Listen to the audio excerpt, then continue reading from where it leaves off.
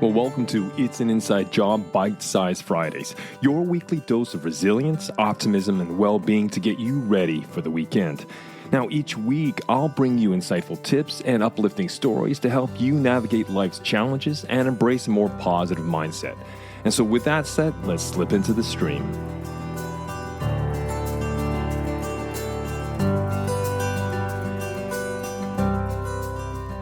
Ever wondered how someone can navigate a life filled with unexpected challenges and still emerge resilient and curious?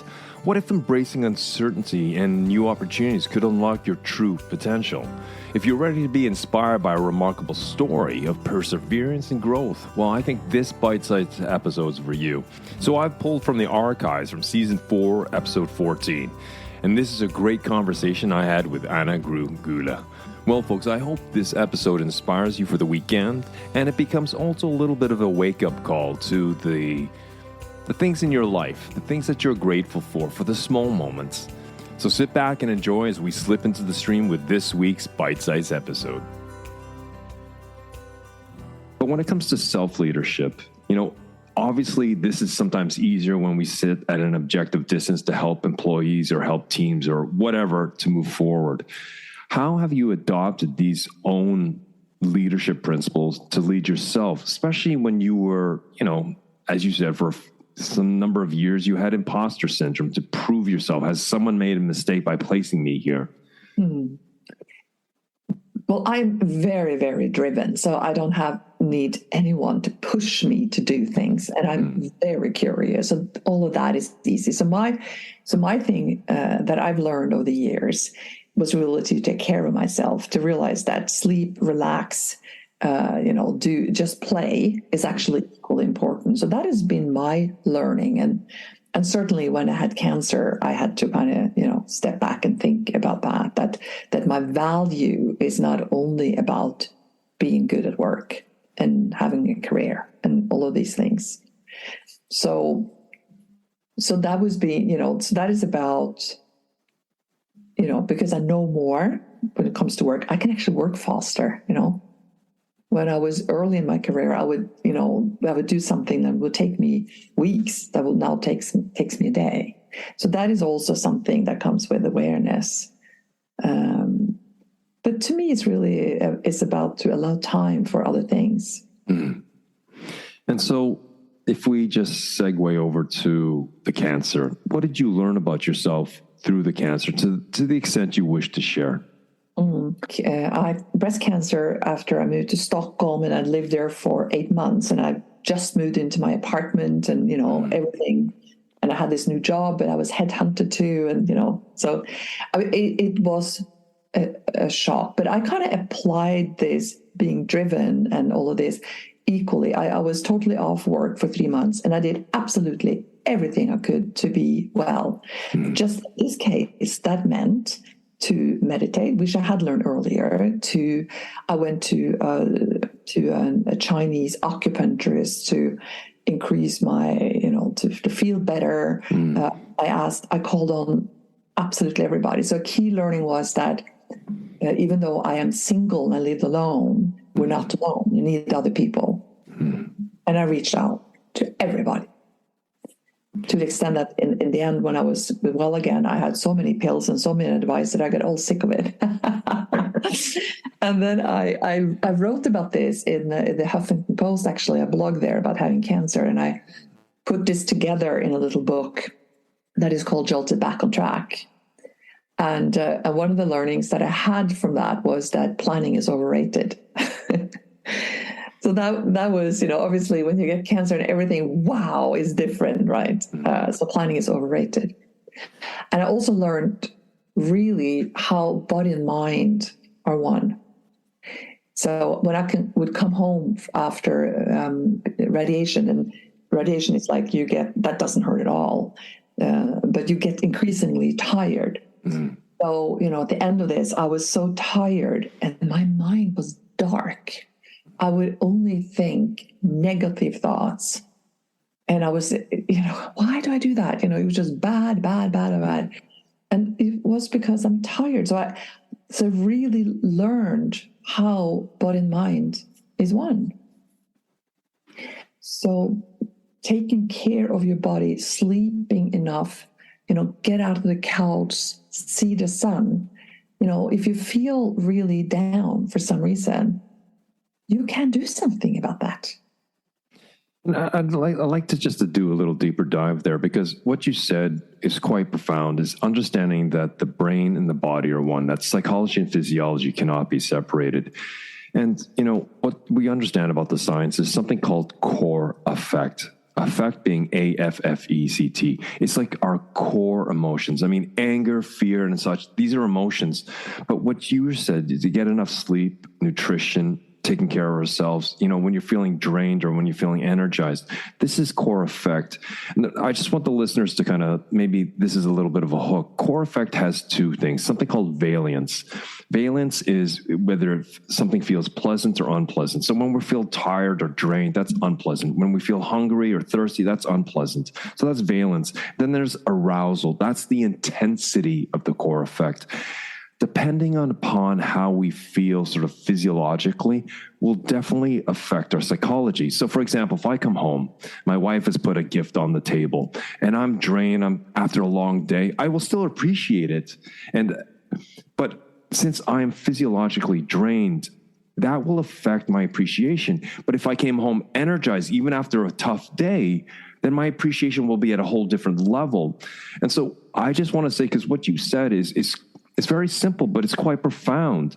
It's, as you said, you were in touch with your core affect or yourself, your physiology.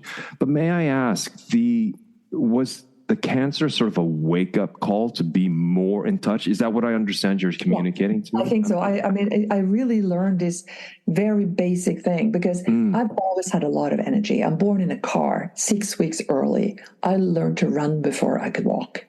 So to me, I've always had energy as a superpower. So throughout the career, everything that I did, when others were tired and stopped, I knew that's when I start. So I always had that as my kind of secret ingredients. I knew I had more energy. And now, even after I started working, it took almost a year before I had energy again. So, for instance, in Stockholm, we had a lot of social things. So it was typical to work and then go out afterwards. For a whole year, I could go out, but I would have to go home first and relax. I never done that in my life. And I went maybe half a year after I started working just for a business trip to London, which is very normal. But I went a day early. I did not go out just to, make sure. I got into my second meeting and I had to go home, and I ended up on the fast track in Heathrow, shitting and puking on the floor. I was picked up by an ambulance and I was in the hospital. And the only thing I did wrong was to overextend myself.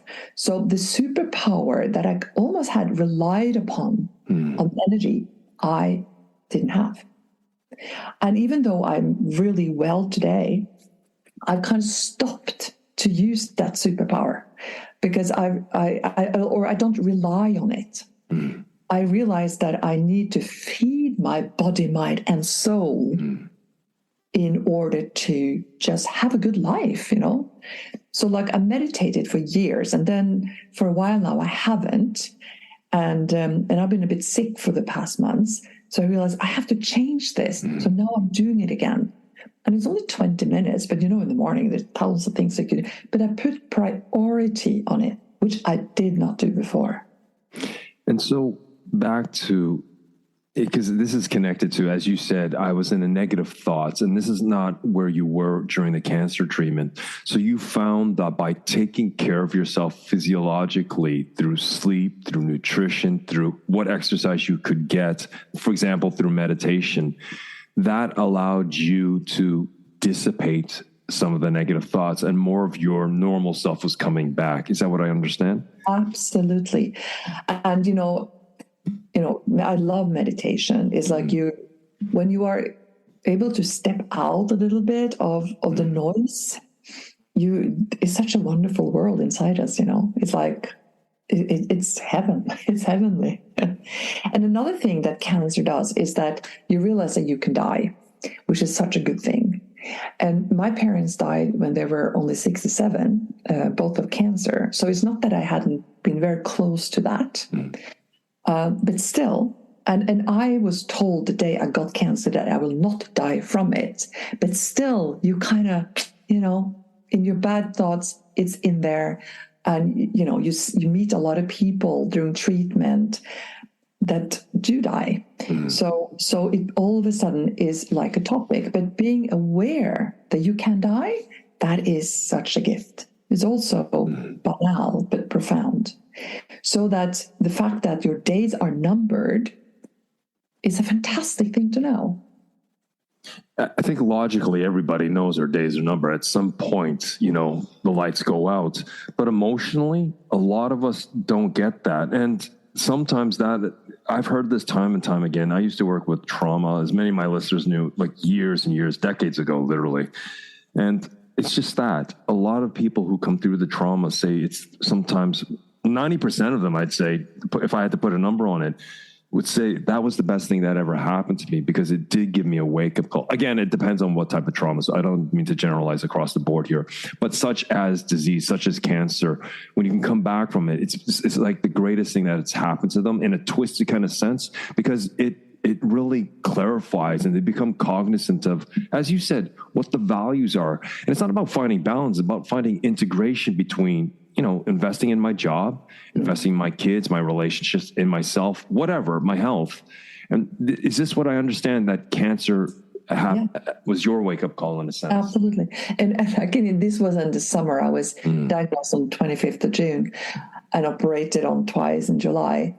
So it was a summer. And I can sometimes think about those months and think and long back almost because all I did 24/7 was working on getting well and having a good time and taking care of myself. And so I don't want to do it again, but I can still think about it with really joy in my mind when I think about it. If you want more, why not go back and listen to the original full conversation with my guest? You will find the link in the episode in the show notes. So make sure you hit that subscribe button. And I'll be back next week with my long-form conversational episodes on Monday and the latest BiteSize episode on Friday. And have yourself a relaxing and rejuvenating weekend.